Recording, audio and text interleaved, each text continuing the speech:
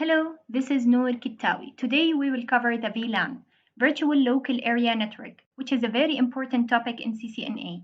In this video, we will cover first what is a LAN and the broadcast domain, then what is a VLAN and the purpose of VLANs. Finally, we will go through the configuration of VLANs on Cisco switches on Packet Tracer. So we already know that a LAN is a group of devices, PCs, servers, routers, switches, etc. in a single location like home or office. A more specific definition, a LAN is single broadcast domain, including all devices in that broadcast domain.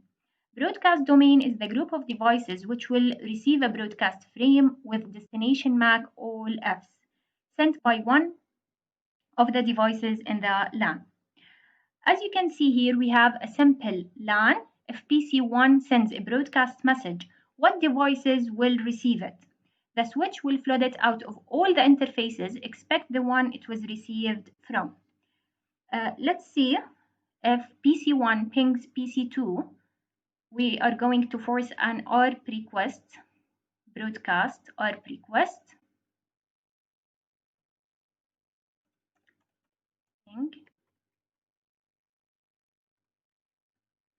Let's see the traffic.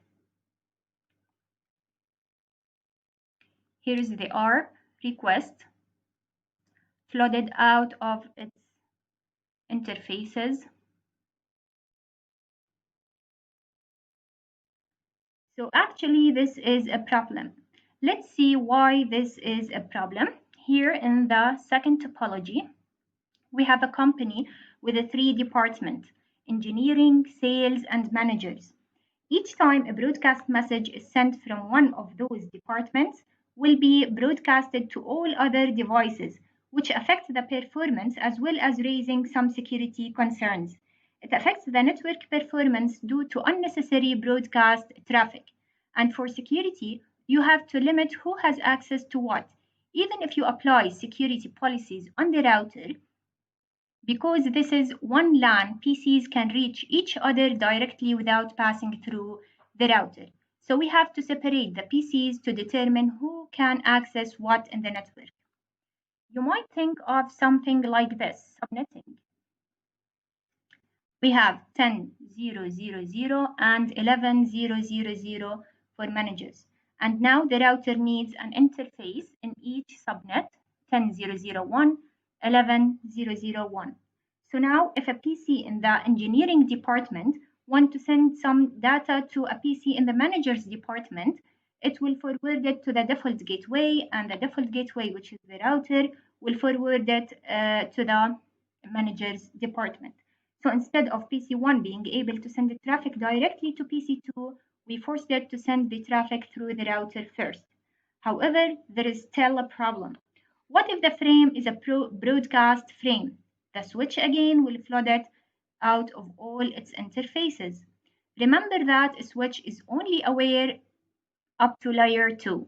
So even though we have separate subnets, here the switch doesn't know about that.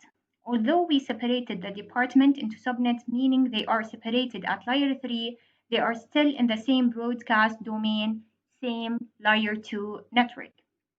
Another solution you might think of is to buy a separate switch for each department like this. However, this is not flexible and network equipment isn't cheap. This is where VLANs come in to separate the LAN into multiple broadcast domains.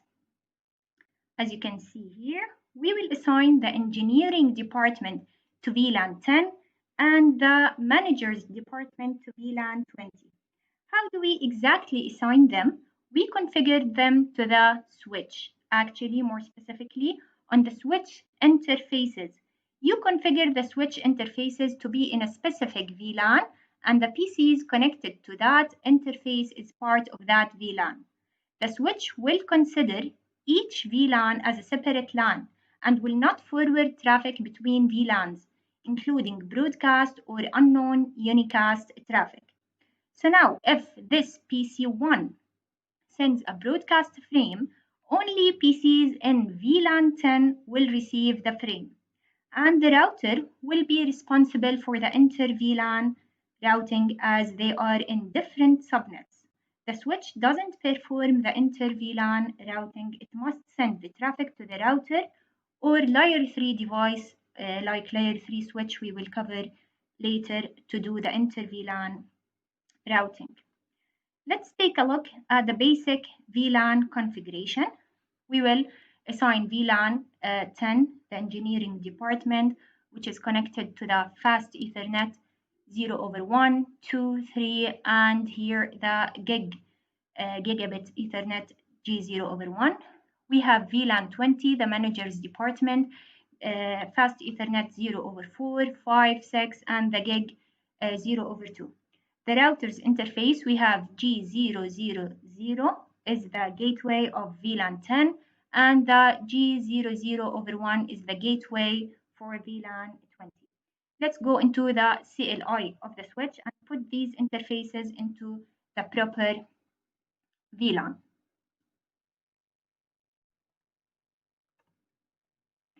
Before configuring, let's look at the VLANs that exist by default on the switch by typing show VLAN brief. Show VLAN brief here. By default, we have VLAN 1. As you can see, show VLAN brief displays the VLANs that exist on the switch and which interfaces the ports here in each VLAN. Here you can see VLAN 1 with the name default. This is the VLAN that all interfaces are assigned to by default. So even if you don't configure any VLAN, all interfaces are in VLAN 1 by default. Under it, we have another 4 VLANs, 1002, 3, 4, and 5, which are used to FDDI and token rings. Those are all technologies that you don't need to know. So those VLANs exist by default and cannot be deleted. Now let's assign the interface range for VLAN 10. We will go to the configuration mode, configure terminal. We will go to the interface range F01, F02, 3, and finally the gig.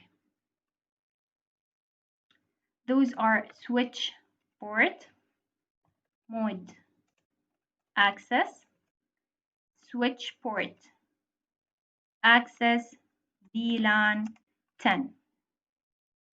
We will do the same for VLAN 20. We will go to the interface range.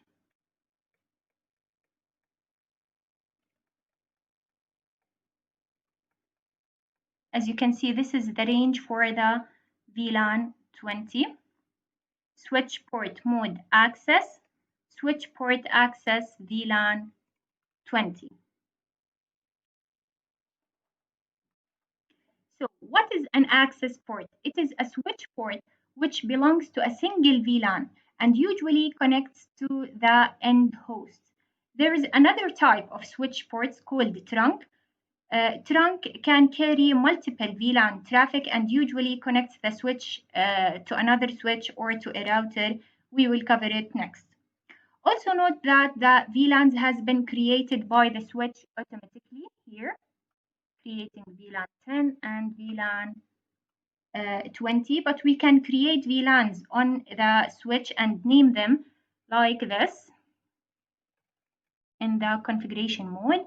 You type, for example, let's create VLAN 30 and name it sales. Okay, now again, we will show VLAN brief. As you can see, we created VLAN 10, 20, and 30. Note that VLAN 10 and VLAN 20 have the default name. Let's go actually and name them. Here, VLAN 10 engineering, we give it a name, and VLAN 20 as managers.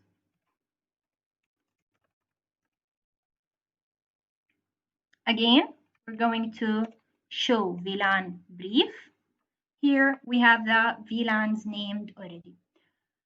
Okay.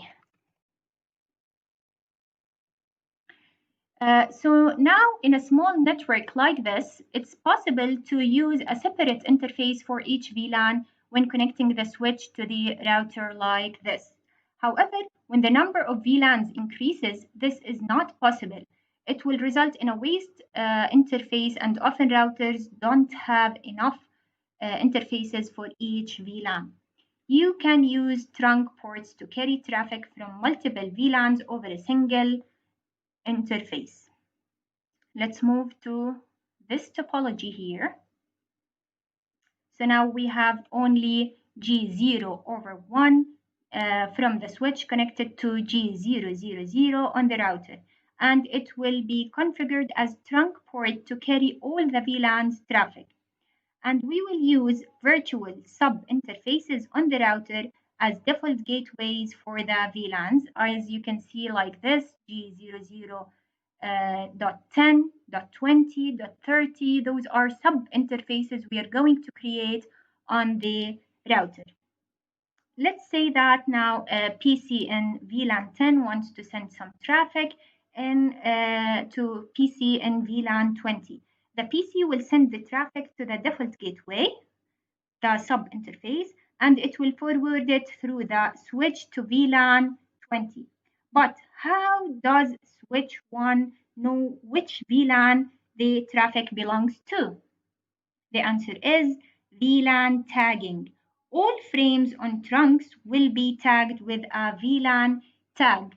So the trunk port is a tagged port, while the access is untagged port, because the interface belongs to a single VLAN. There are two main tagging protocols. ISL, Inter-Switch Link, is the old Cisco protocol, and the one that is used now is IEEE 802.1q, usually called .1q. It's an open standard protocol that adds 4-byte tag in the Ethernet header after the source MAC address, which contains the VLAN ID in it, to identify the VLAN the frame belongs to. It's a 12-bit in length, which means there are 4096 VLAN IDs in the range of 0 to 4095. However, 0 and 4095 cannot be assigned, so the actual range is from 1 to 4094. The range is divided into two sections. We have the normal VLANs from 1 to 1005 and the extended VLANs from 1006 to 4094. For the old switches, they might not support the extended range. So .1q also has another feature called the native VLAN. Let's talk about it now, which is VLAN 1 by default on all trunk ports. However, this can be manually configured on each trunk port. The switch doesn't add an 802.1q tag to frames in the native VLAN. It will forward the frame without adding a tag into it. And when a switch receives an untagged frame on a trunk port, it assumes that the frame belongs to the native VLAN.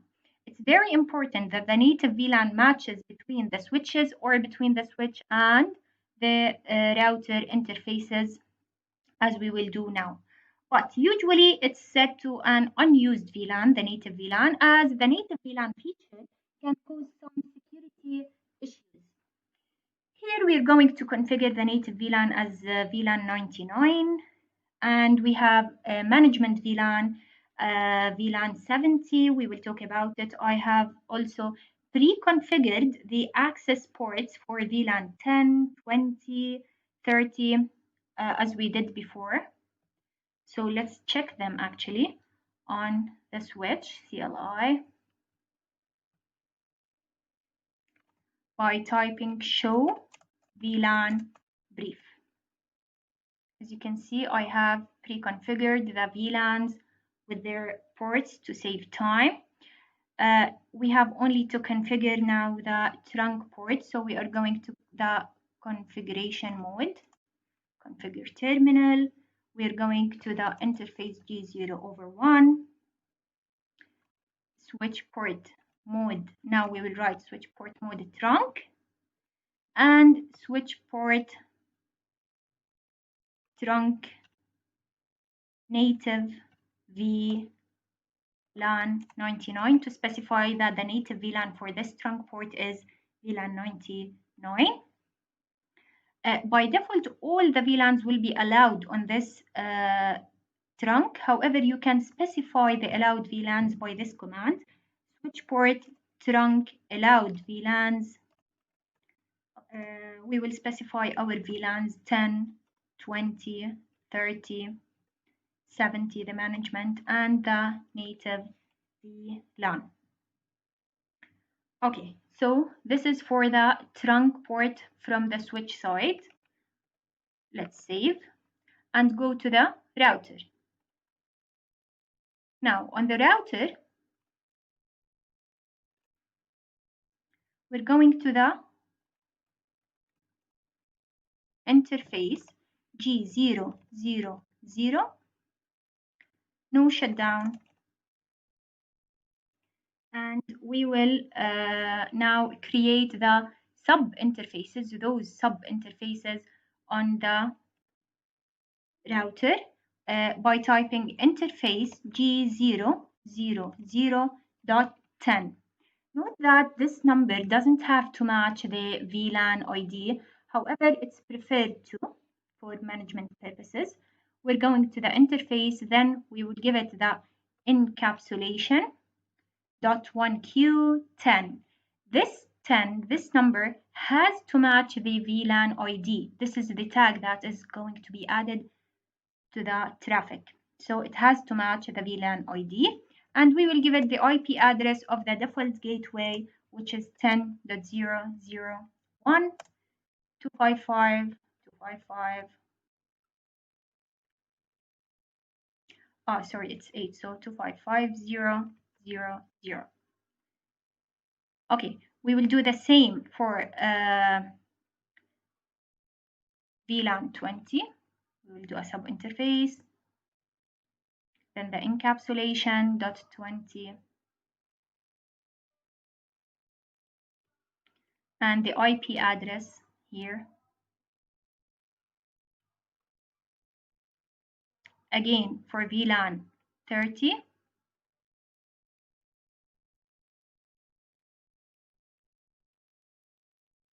the encapsulation and the IP address.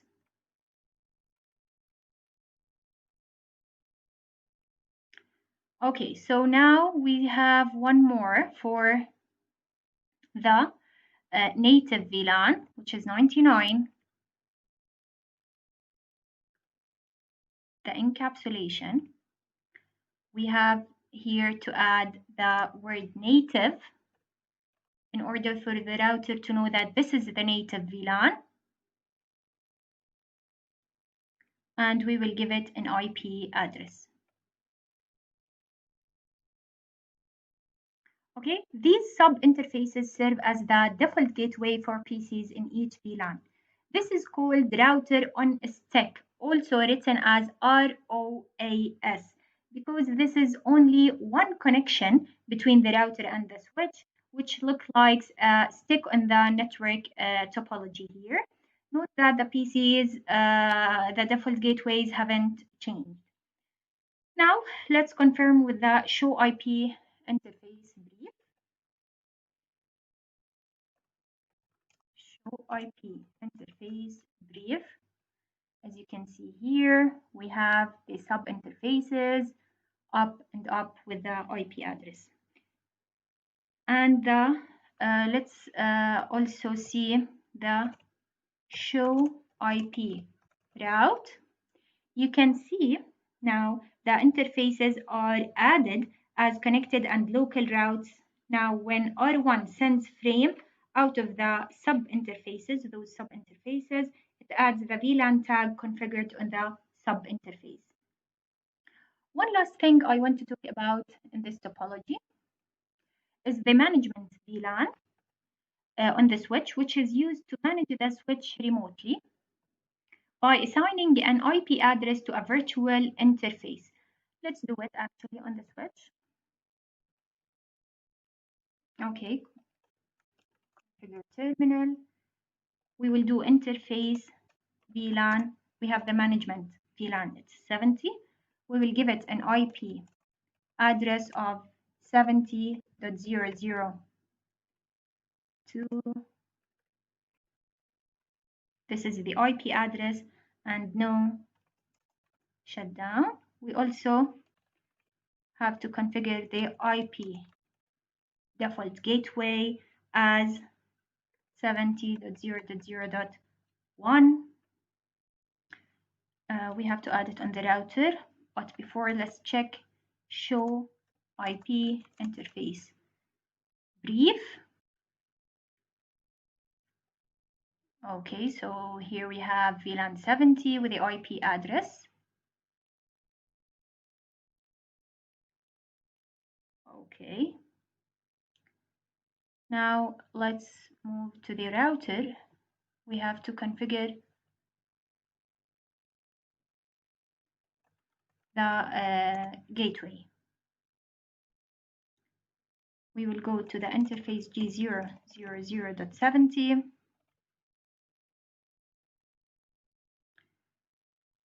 encapsulation.1q 70 and the IP address.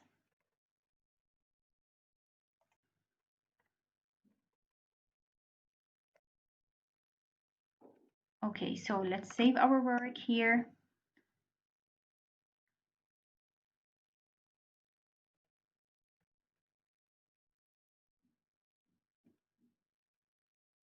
Okay. So now if we try to ping a PC in VLAN 20 from a PC in VLAN 10, let's ping here, for example,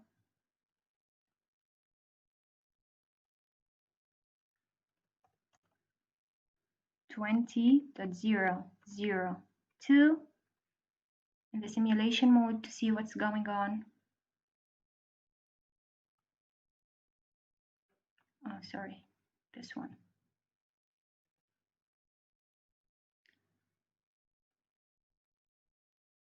As you can see, only VLANs, only devices in the same VLAN will receive the broadcast, and the router will forward the traffic.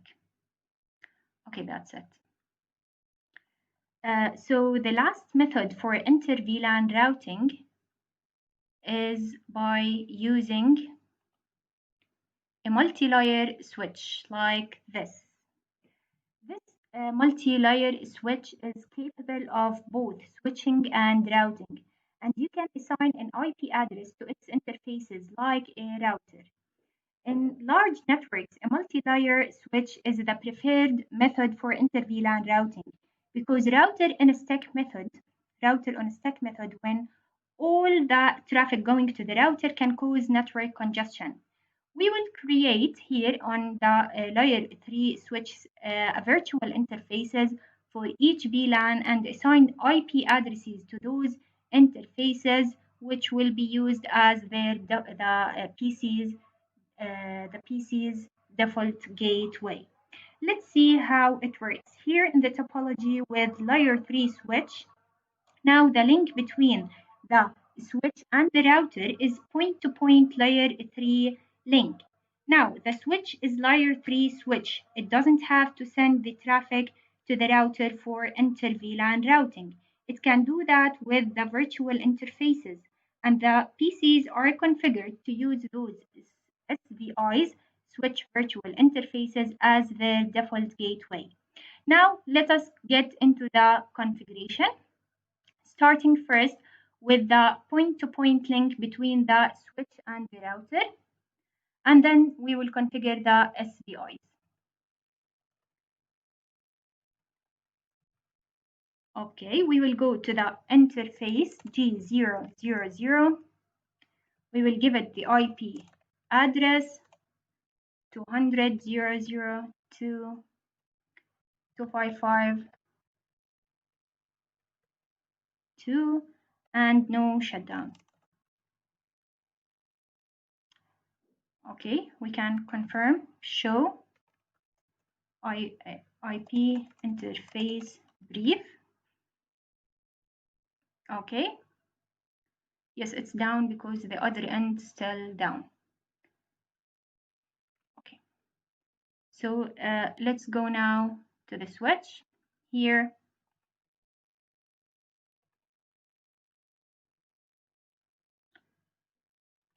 Config T first. A very important command in the global configuration mode is IP routing. IP routing enables layer 3 routing on the switch. It lets it build its own routing table like a router. Next, we will go to the interface G0/2. We will type no switch port. This configures the interface as routed port or layer 3 port, so we can now give it an IP address .1.255.2.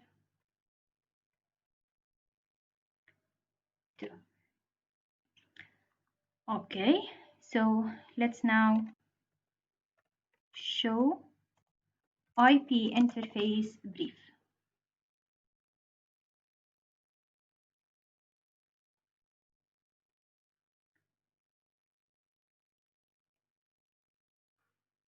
Okay, so let's go again to the interface and type no shutdown.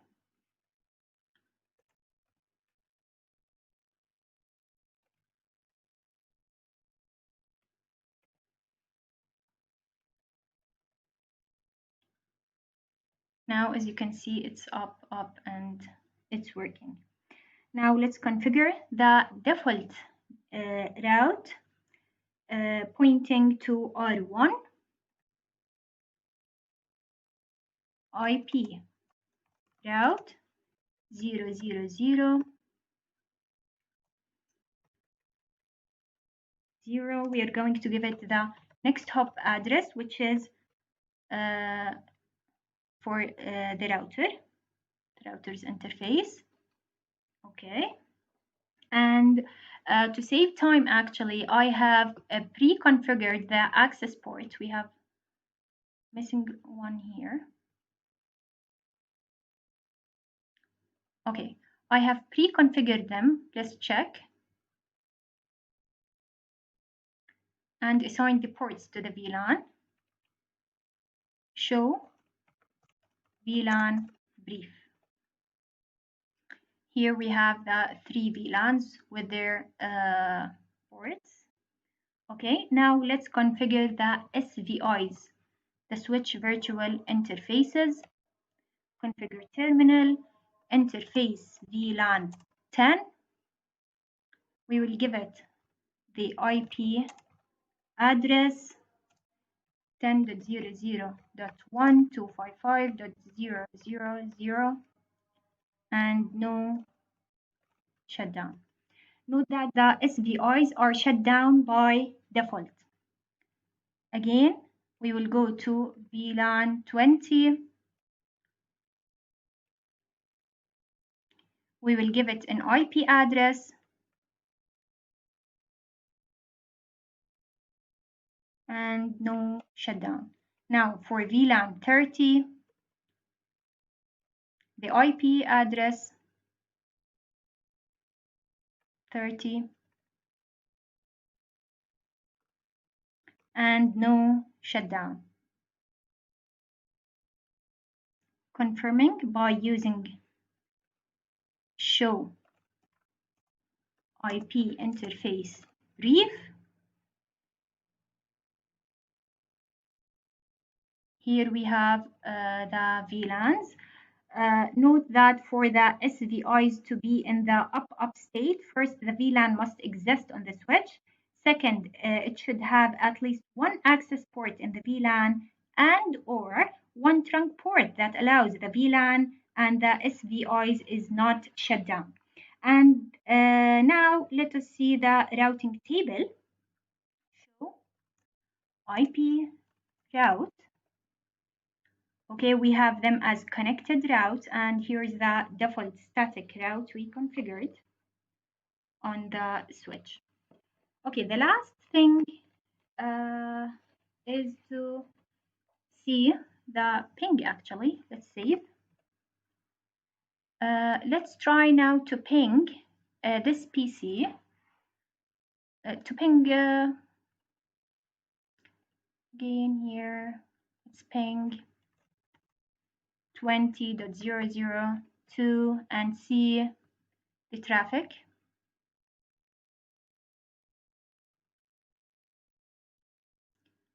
Okay, first the ARP and now the ICMP. As you can see, the switch route the traffic, okay, and it didn't forward it to the router. So this is for the inter-VLAN routing. The last thing I want to talk about in this video is how to delete a VLAN on the switch. You can delete a specific VLAN by first assigning its interfaces to the default VLAN again, so they won't be homeless when you delete the VLAN. Like this, let's, for example, go to the interface range of VLAN 1, which is F01 and F02. Yes, F01, F02. No switch port access VLAN 10. Now they are back to VLAN 20, sorry, the default VLAN. And now, okay, you can go to the configuration mode, type no VLAN 10. Okay, let's see actually, show VLAN brief. As you can see, the ports are again here in VLAN 1 and we don't have VLAN 10. If you want to delete all the VLANs, you can delete the VLAN database by typing delete VLAN dot in the privilege mode and confirm that, confirm. Now you don't have any, you have to actually save first to copy the running config, copy running, sorry, to the startup config. Yes, and you need to reload the switch to confirm that you don't have any VLANs. Okay, that's all for this video. Hope you enjoyed the video. Please, if you have any question, just write it down in the comments and I'll make sure to answer all the questions. Thank you very much. See you. Thank you.